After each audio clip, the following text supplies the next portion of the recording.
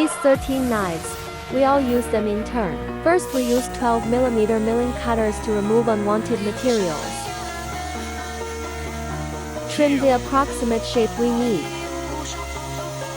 Over time, the shape becomes clearer. I'm sure you've noticed, we have a dual joint design. The flying chips from the raw material, like snowflakes, are truly beautiful.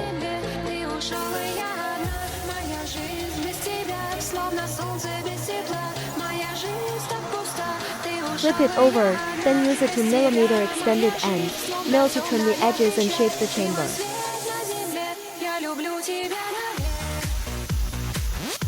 Flip it over, then use a 2mm extended end mill to trim the edges and shape the chamber.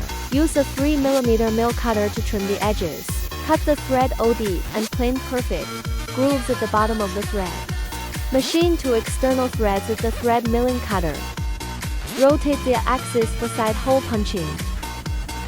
Use a 12mm extended end mill to machine the bottom of the interior chamber.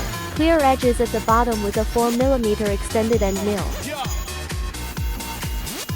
Finally, drill side holes with a 3mm drill tool, and we're done. Thank you for watching and we'll see you next time.